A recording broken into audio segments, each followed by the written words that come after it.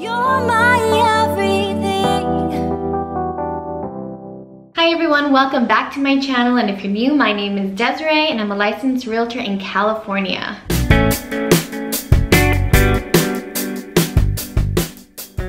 Now today is part 3 of how to buy a house in Los Angeles in 2019.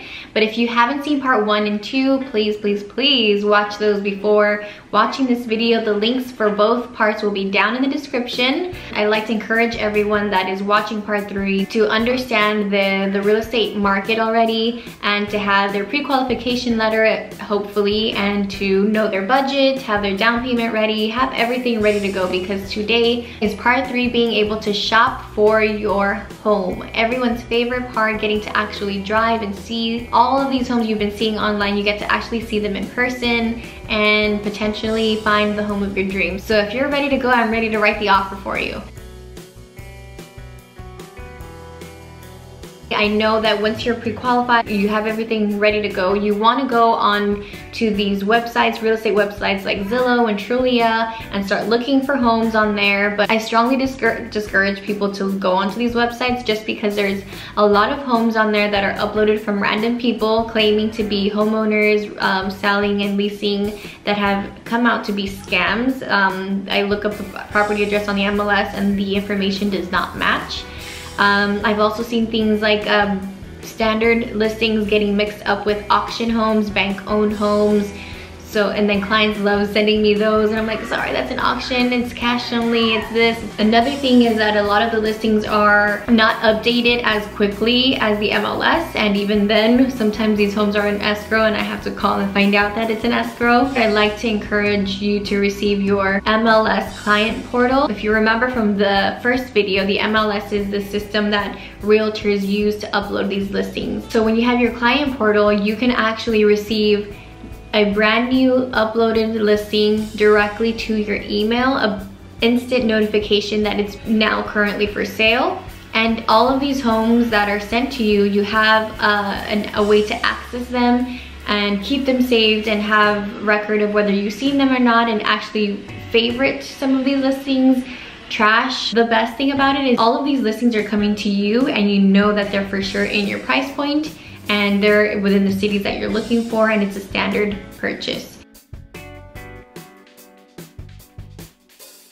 Another thing is, I like to personally send homes that are a little bit above your budget, not because I'm trying to push you to pay more, but because sometimes agents or sellers overpriced, so they're on the market a lot longer, and when they're a sale listing, that gives you an opportunity to negotiate on the price. So something that's listed for $515 could actually be a home that's an option to you if no one's writing an offer, and you can actually get the $515 home for $500,000 if you have the right agent, of course.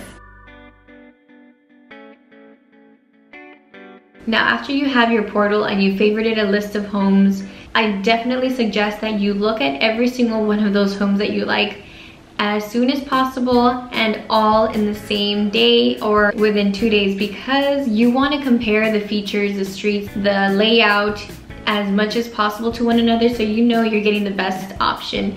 And the best way to compare is all in one day, where everything is fresh in your mind, everything has just been seen within a matter of an hour, rather than scheduling showings days and spread out, where you ended up liking the first one you liked better than the third one that you saw a week later, but the first one is gone.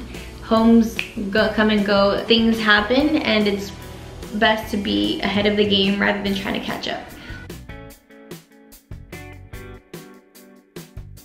Now, you can also write multiple offers, like maybe 1 or 2 or 3, but I don't like to go past 3, just because you don't want to write offers unless you're really serious, and it's never a good thing to send an offer, get it accepted, and then have me tell them, oh, the buyer rescinded, but they like this other one and we want to submit an offer. It just leaves a bad taste in the seller's mouth. You want to keep a good reputation for being like a really solid, committed buyer, because you can technically, as a buyer, you can cancel escrow as much as possible. those are the highlights of the shopping process. Again, when you go into escrow, there's a whole nother brand new step, so we'll discuss the escrow process in part 4 of buying a house in LA.